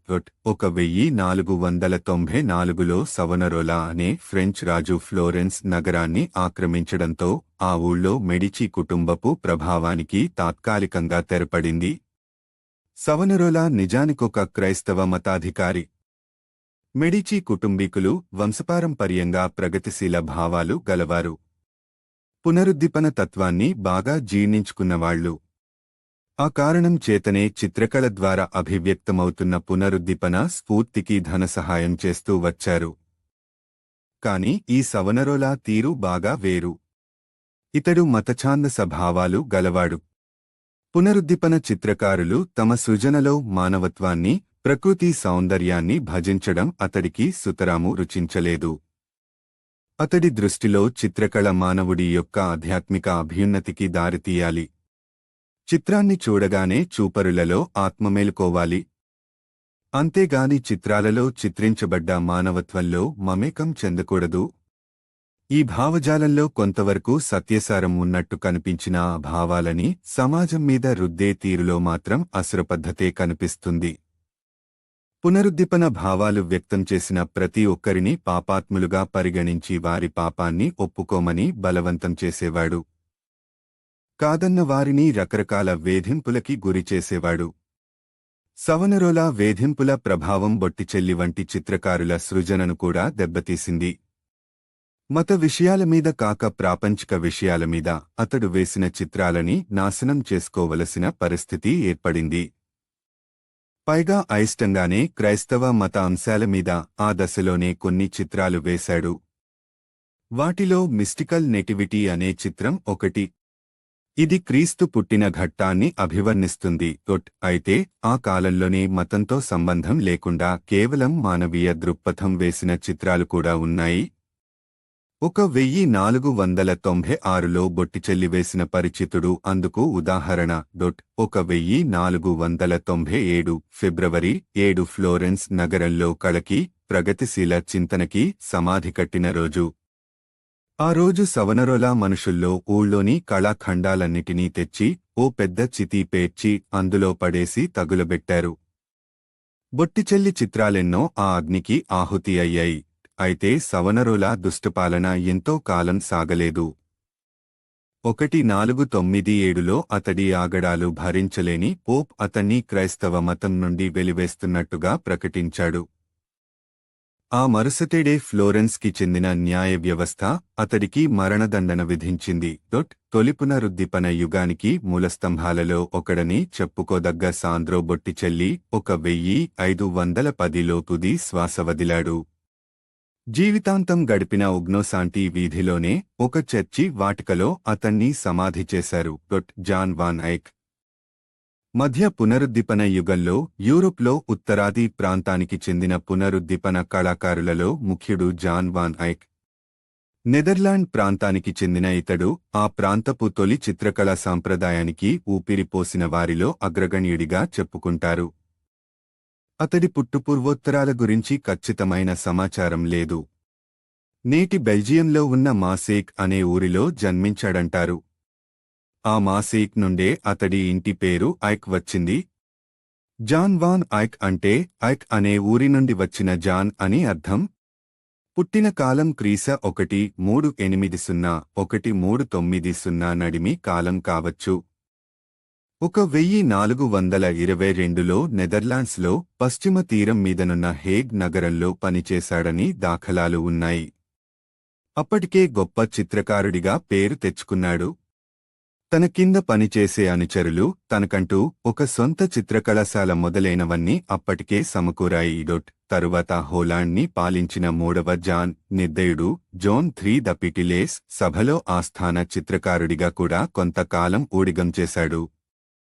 తదనంతరం ఫ్రాన్స్లో బర్గండీ ప్రాంతాన్ని డ్యూక్గా పాలించిన ఫిలిప్ రాజు వద్ద కూడా ఆస్థాన చిత్రకారుడిగా పనిచేశాడు. ఫిలిప్ కొలువులో చేరిన దగ్గర్నుండి అతడి జీవితం ఒక మలుపు తిరిగింది. స్థిరంగా నెలసరి ఆదాయం రావడంతో పొట్టకూటి కోసం ధనికుల కోసం నిరర్ధక చిత్రాలు వేయవలసిన అగత్యం తప్పిపోయింది. కళారంగంలో విప్లవాత్మకమైన ప్రయోగాలు చేసే వెసులుబాటు దొరికింది. తైలవనాల ప్రయోగంలో అనూహ్యమైన రీతులు ప్రవేశపెట్టి ఆ ఒడుపులో తనకీ సాటిలేరు అనిపించుకున్నాడు. తైలవనాల ప్రయోగంలో అతడు సాధించిన అసమాన సామర్థ్యం గురించి కళా చరిత్రలో కొన్ని శతాబ్దాల పాటు కథలుగా చెప్పుకున్నారు. ఆ కారణం చేతనే తైలవన చిత్రాల పితృదేవుడు, ఫాదర్ ఆఫ్ ఆల్ పెయింటింగ్ అని పేరు కూడా తెచ్చుకున్నాడు. జాన్ వాన్ ఐక్ చిత్రాలలో ఒక ప్రత్యేకత కొట్టొచ్చినట్టు కనిపించే వాస్తవికత. చిత్రాన్ని దూరం నుండి చూస్తే కనిపించని అద్భుతాలెన్నో చిత్రాన్ని దగ్గర్నుండి క్షుణ్ణంగా పరిశీలిస్తే బయటపడతాయి. అతి సూక్ష్మమైన వివరాలని కూడా ఎంతో ఓపిగ్గా చిత్రంలో ప్రదర్శించడంలో వాన్ ఐక్ ఘటికుడు. ఖరీదైన బట్టల మడతలు, మేజా కాళ్ల నీడలు, నుదుటి చర్మం కింద తన్నుకొచ్చే రక్తనాళాలు, కన్నుల్లో ఎర్రని జీర వంటి అతి సూక్ష్మమైన విశేషాలతో శతాబ్దాల చూపరుల కళ్ళకి విందులు చేశాడు. జాన్ వాన్ ఐక్ వేసిన పలు కళాఖండాలలో రెండింటి గురించి వివరంగా ఇక్కడ చెప్పుకుందాం. గెంట్ ఆరాధనా చిత్రం, గెంత్ ఓల్టర్ పీస్. వాన్ ఐక్ వేసిన అతి ముఖ్యమైన, అత్యంత వివాదాస్పదమైన చిత్రాలలో ముందుగా గెంట్ ఆరాధనా చిత్రం గురించి చెప్పుకోవాలి. చారిత్రక చిత్రాలు అమూల్యమైనవి గనుక అవి తరచూ చౌర్యానికి గురవుతూ ఉంటాయి. చిత్రకళా చరిత్రలో అతి తరచుగా తస్కరించబడ్డ చిత్రంగా ఈ గెంట్ ఆరాధనా చిత్రం చరిత్రకెక్కింది. అసలు ఆ చిత్రాన్ని వేసింది వాన్ ఐక్ అన్న విషయంలో కూడా వివాదం ఉంది. 1823లో ఆ చిత్రం గురించి జాన్ వాన్ ఐక్ స్వహస్తాలతో రాసిన ఒక వాక్యం దొరికింది. ఆ వాక్యంలో ఇలా ఉంది: ఈ చిత్రాన్ని చిత్రకళలో సాటిలేని హెర్బర్ట్ వాన్ ఐక్ ప్రారంభించాడు. దాన్ని అతడి అనంగు సోదరుడు జాన్ వాక్ ఐక్ పూర్తి చేశాడు. దీన్ని బట్టి వాన్ ఐక్ సోదరులు ఇద్దరూ కలిసి ఈ చిత్రాన్ని వేశారని అనుకోవలసి ఉంది. గెంట్ ఆరాధనా చిత్రం పోలిప్టిక్ అనే కోవకి చెందిన ఆరాధనా చిత్రం. ఆరాధనా చిత్రాలు సామాన్యంగా పూజలో వాడుకునే దేవతా మూర్తుల చిత్రాలు. వాటిలో సామాన్యంగా బహుళ దేవతా చిత్రాలు ఒక కూటమిలా చిత్రించబడి ఉంటాయి. కాబట్టి వాటిలో పలు విభాగాలు ఉంటాయి. 2 విభాగాలు గల చిత్రాలని డిప్టిక్ అంటారు. 3 గల వాటిని ట్రిప్టిక్ అంటారు. అనేక విభాగాలు ఉన్న వాటిని పాలిప్టిక్ అంటారు. గెంట్ ఆరాధనా చిత్రంలో ఏకంగా 24 విభాగాలు ఉన్నాయి. అయితే మన దేశంలో ఇళ్లలో ఉండే పూజా మందిరాలకి తలుపులు ఉన్నట్లుగానే ఈ ఆరాధనా చిత్రానికి కూడా తలుపులు ఉంటాయి. తలుపులు తెరిచి ఉన్నప్పుడు లోపల 12 విభాగాలు గోచరమవుతాయి. తలుపులు మూసినప్పుడు తలుపుల మీద కూడా ఇంకా 12 చిత్రాలు ఉంటాయి. ఆ విధంగా మొత్తం 24 విభాగాలు కలిగిన బృహత్తర పాలిప్టిక్ ఆరాధనా చిత్రం ఇది. గెంట్ ఆరాధనా చిత్రంలోని వివిధ చిత్రాలని విముక్తి, సాల్వేషన్, విమోచనం, రిడెంప్షన్ అనే అంశాల మీద చేసిన సవర్ణ వ్యాఖ్యానాలుగా తీసుకోవచ్చు. అయితే వాటిలో కేంద్ర చిత్రంలోని అంశం క్రీస్తు జననం యొక్క ప్రకటన లేదా అన్నన్సేషన్. గేబ్రియల్ అనే దేవత క్రీస్తు జన్మించనున్నాడన్న వార్తతో మేరీ మాత దర్శనం చేసుకోవడం ఈ చిత్రంలోని అంశం. ఆ సందర్భంలో గేబ్రియల్ పలికిన పదాలు లాటిన్లో సువర్ణాక్షరాలతో లిఖించబడ్డాయి: కృపాపూర్ణవైన ఓ జనని, దైవం నీలోనే ఉన్నాడు. అందుకు సమాధానంగా మేరీ పలికిన దైవానికి చరణదాసి ఈమె అనే మాటలు చిత్రంలో తిరగేసి చిత్రించబడ్డాయి. ఆ వాక్యంపై నుండి అంటే స్వర్గం నుండి చూస్తేగాని చదవను వీల్లేదని. సురలోకవాసులు మేరీని ఆ విధంగా పరిగణిస్తున్నారనే భావాన్ని వ్యక్తం చెయ్యడానికి చిత్రకారుడు ఆ వాక్యాన్ని అలా లిఖించాడు. చిత్రంలోని కింది వరుసలో కేంద్ర భాగంలో ఒక పెద్ద సమూహం ఒక మైదానంలో సమావేశం కావడం కనిపిస్తుంది. మైదానం మధ్యలో ఒక ఎత్తైన వేదిక మీద ఒక తెల్లని గొర్రె పిల్ల కనిపిస్తుంది. గొర్రె పిల్ల క్రీస్తుకి చిహ్నం. పైన ఎగురుతున్న తెల్లని పావురాయి దైవాత్మకి సంకేతం. వేదికకి కాస్త ముందుగా ఒక జలధార, ఫౌంటైన్ కనిపిస్తుంది. అది జీవనధారకి, ఫౌంటైన్ ఆఫ్ లైఫ్ సంకేతం. ఆ ధారలో నుండి స్రవించే పవిత్ర జలాలని త్రాగిన వారికి అమరత్వం సిద్ధిస్తుందని ఒక నమ్మకం. గెంట్ ఆరాధన చిత్రంలోని విశేషాల మీద వ్యాఖ్యానాలు చేస్తూ పుస్తకాలు పూరించారు కళా విమర్శకులు. కాబట్టి అంత లోతైన కళావస్తువుకి ఇక్కడ న్యాయం చేయబునడం అసంభవం. కాని చిత్రకళకి సంబంధించిన సాంకేతిక దృష్టితో చూసినప్పుడు ఈ చిత్రంలోకి ఒక గొప్ప విషయాన్ని మాత్రం ఇక్కడ తప్పకుండా ప్రస్తావించాలి. అధ్యాయంలో దృక్పథ చిత్రలేఖనం, పర్స్పెక్టివ్ డ్రాయింగ్ గురించి చెప్పుకున్నాం. అందులో మళ్లీ 2 రకాలు చెప్పుకున్నాం. ఒకే కోణం నుండి చూస్తూ వేసే చిత్రాన్ని ఏక బిందు దృక్పథ సింగిల్ పాయింట్ పర్స్పెక్టివ్ చిత్రలేఖనం అంటారు. 2 కోణాల నుండి చూస్తే వేసే చిత్రాన్ని ద్విబిందు దృక్పథ చిత్రలేఖనం అంటారు. ఈ రెండవ పద్ధతిలో చిత్రాలు వెయ్యాలంటే కళాకారుడి సాంకేతిక సామర్థ్యం ఉన్నత స్థాయిలో ఉండాలి. అది చాలనట్టు మరో 3వ స్థాయి కూడా ఉంది. దాన్నే వాయవ్య దృక్పథ చిత్రలేఖనం, ఏరియల్ పర్స్పెక్టివ్ అంటారు. అంటే గాల్లోంచి కిందికి చూస్తూ కింద కనిపించే లోకాన్ని చిత్రించే పద్ధతి అన్నమాట. పూర్వపునరుద్దీపన యుగంలో జాటో తదితరులు ఈ దృక్పథ చిత్రలేఖనంలో బుడిబుడి నడకలు నడిచిన కథనం గురించి అంతకు ముందు చెప్పుకున్నా. జాటో కాలానికి కేవలం 1 శతాబ్దం తరువాత జాన్ వాన్ ఐక్ ఏకంగా వాయవ్య దృక్పథ చిత్రలేఖనాన్ని అంత సమర్థవంతంగా చిత్రించడం నిజంగా అత్యద్భుతం. కళా చరిత్రలో వాయవ్య దృక్పథ చిత్రలేఖనాన్ని ప్రదర్శించిన చిత్రాలలో ఇదే మొదటి చిత్రం అంటారు కళా చరిత్రకారులు. అర్నోల్ఫిని చిత్తరువు క్రీశ 1434 యూరోప్ చిత్రకళా చరిత్రలోకెల్లా అత్యంత ప్రముఖమైన చిత్తరువు ఆర్నోల్ఫిని చిత్తరువు అని అంటారు. గెంట్ ఆల్టర్పీస్ చిత్రం వాన్ ఐక్ జీవితకాలంలోనే ఎంతో ప్రతీతి పొందింది. కాని అర్నోల్ఫిని చిత్తరువు అది చిత్రించబడ్డ 100 ఏళ్ల తరువాత వరకు పెద్దగా పేరు పొందలేదు. ఈ చిత్తరువులో 2 వ్యక్తులు, ఒక పురుషుడు, ఒక స్త్రీ ఆపాదమస్తకం ప్రదర్శించబడుతున్నారు. వస్త్రధారణ బట్టి చూస్తే ఇద్దరూ ఉన్న కుటుంబానికి చెందినవాళ్లలా ఉన్నారు. పురుషుడు ఏదో ప్రతిజ్ఞ చేస్తున్నట్టుగా ఒక చేతి పట్టుకున్నాడు. మరో చేతితో స్త్రీ కుడి చేతిని తన చేతిలోకి తీసుకున్నాడు. స్త్రీ కాస్త తల పంకించి పురుషుడు ఉన్న వైపు చూస్తోంది. మసక వెలుతురు అలముకున్న ఆ గదిలో వెలుగు చీకట్లు దోబుచులాడుకునే ఆ ప్రదేశంలో ఒక పురుషుడు, ఒక స్త్రీ చేయి పట్టుకోవడం ఇద్దరి మధ్య ఏదో అన్యోన్యమైన అనుబంధం ఉందన్న భావనని కలిగిస్తోంది. తన చిత్రాలలో అతి సూక్ష్మమైన వివరాలని ఒడుపుగా చిత్రించడంలో వాన్ ఐక్ అసమాన ప్రతిభ ప్రదర్శించాడు. ఉదాహరణకి ఈ చిత్రంలో కూడా ఆ జంట తలల మీద వేలాడుతున్న పైడి కొమ్మల సెమ్మెని ఎంతో నాజుకుగా చిత్రించాడు. ఆ సెమ్మెలో కొమ్మలన్నీ నిజానికి ఒకే ఆకారంలో ఉన్నా ఒక్కొక్క కొమ్మ ఒక్కొక్క దిశలో తిరిగి ఉండం వల్ల చూపరులకి కనిపించే తీరు వేరువేరుగా ఉంటుంది. కొన్నిటిమీద కాంతిపడి మెరుస్తుంటే మరికొన్ని నీడలో దాగి ఉన్నాయి. ముందున్న కొమ్మలు వెనుక ఉన్న కొమ్మల విశేషాలని పూర్తిగా కనపడకుండా దాచుతున్నాయి. అలాగే మరో ఉదాహరణ ఆ జంట వెనుక ఉన్న అద్దం. శాస్త్రీయ పరిభాషలో చెప్పాలంటే అది కుంభాకార దర్పణం, కోన్వెక్స్ మిర్రర్. ఇందులో ఎంతో విస్తారమైన దృశ్యం సులభంగా ఇమిడిపోతుంది. వాహనాలలో వెనుక ఏముందో డ్రైవర్కి ప్రదర్శించడం కోసం ఇలాంటి అద్దాలే వాడుతారు. కానీ ఒక కుంభాకార దర్పణంలో దృశ్యం ఎలా కనిపిస్తుందో తలవర్ణ చిత్రంలో చిత్రీకరించాలంటే అందులో కుంభాకార దర్పణంలో దాగిన భౌతిక శాస్త్ర విశేషాల గురించి క్షుణ్ణంగా తెలియాలి. కుంభాకార దర్పణంలో సరళ రేఖలు, వంపు తిరిగే తీరు గురించి, దూరంగా ఉన్న వస్తువులు దగ్గరగా కనిపించే తీరు గురించి తెలియాలి. ఆ పరిజ్ఞానం అంతా చిత్రకారుడు ఆ దర్పణాన్ని చిత్రించడంలో వ్యక్తం చేస్తున్నాడు. ఇప్పుడు చిత్రంలోని అసలు కథకు వద్దాము.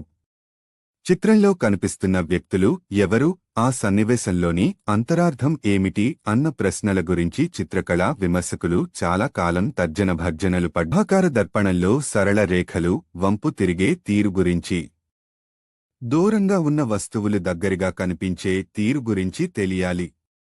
ఆ పరిజ్ఞానం అంతా చిత్రకారుడు ఆ దర్పణాన్ని చిత్రించడంలో వ్యక్తం చేస్తున్నాడు. ఇప్పుడు చిత్రంలోని అసలు కథకు వద్దాము. చిత్రంలో కనిపిస్తున్న వ్యక్తులు ఎవరు, ఆ సన్నివేశంలోని అంతరార్థం ఏమిటి అన్న ప్రశ్నల గురించి చిత్రకళా విమర్శకులు చాలా కాలం తర్జనభర్జనలు పడ్డారు. ఫ్లెమిష్ సమాజంలో ఆర్నోల్ఫిని ఒక ధనిక కుటుంబం యొక్క ఇంటి పేరు అని 16వ శతాబ్దంలో ఈ చిత్రాన్ని పరిశీలించిన విశ్లేషకులు తీర్మానించారు. కాని అంత పెద్ద కుటుంబంలో ఆ పురుషుడు ప్రత్యేకంగా ఎవరు, పక్కన ఆ స్త్రీ ఎవరు అనే ప్రశ్నలు కొన్ని శతాబ్దాలుగా తేలని ప్రశ్నలుగానే మిగిలిపోయాయి. ఆ రోజుల్లో ఫ్లెమిష్ సమాజంలో నానాటికి పెరుగుతున్న ఐశ్వర్యానికి ఈ చిత్రం ఓ చిహ్నం అనుకుని సరిపెట్టుకున్నారు. ఇలా ఉండగా గత శతాబ్దంలో 1934లో ఎర్విన్ పానోఫ్స్కీ అనే చరిత్రకారుడు, చిత్ర విశ్లేషకుడు పై చిత్రం గురించి ఓ కొత్త సిద్ధాంతం లేవదీశాడు. ఆ చిత్రం అంతా పెళ్లి తంతుకి, వైవాహిక బంధానికి విపులమైన ప్రతీక అంటాడు పానోఫ్స్కీ. అసలు చిత్రం మొత్తం విలువైన ప్రతీకలతో కిక్కిరిసి ఉందంటాడు. ఉదాహరణకి జంట ముందు నేలమీద కూర్చున్న కుక్క కేవలం ధనికుల వద్ద ఉండే ఖరీదైన పెంపుడు కుక్కలకి చిహ్నం కాదు. నమ్మకానికి సంకేతం అయిన కుక్క వివాహానికి కూడా నమ్మకమే పునాది అనే సత్యాన్ని తలపిస్తోంది. జంట నెత్తిన వేలాడుతున్న కొమ్మల సెమ్మెలో ఒక ఏకాంతి కొవ్వొత్తి వెలుగుతోంది. ఆ దివ్య దైవానికి ప్రతీక. అన్ని కొమ్మలు ఉన్నా ఒకే కొవ్వొత్తి ఉండడం దైవం అనన్యుడు అన్న సత్యాన్ని తెలుపుతోంది.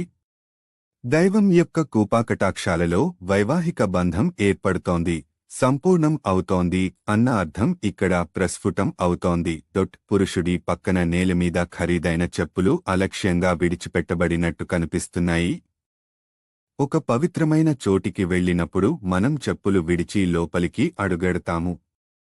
కాబట్టి విడిచిపెట్టిన ఆ చెప్పులు వైవాహిక బంధం యొక్క పవిత్రతలు వ్యక్తం చేస్తున్నాయి. పురుషుడికి కుడి పక్కన ఉన్న కిటికీలోనూ దానికి కాస్త కిందుగా ఉన్న చెక్క పెట్టె మీద కూడా నారింజ పళ్ళు కనిపిస్తున్నాయి. నారింజ ఫలాలు సంతాన సాఫల్యానికి చిహ్నాలు. జంట వెనుక ఉన్న కుంభాకార దర్పణంలో సూక్ష్మంగా గమనిస్తే జంట యొక్క వీపులు మాత్రమే కాక మరో ఇద్దరు వ్యక్తులని కూడా చూడవచ్చు.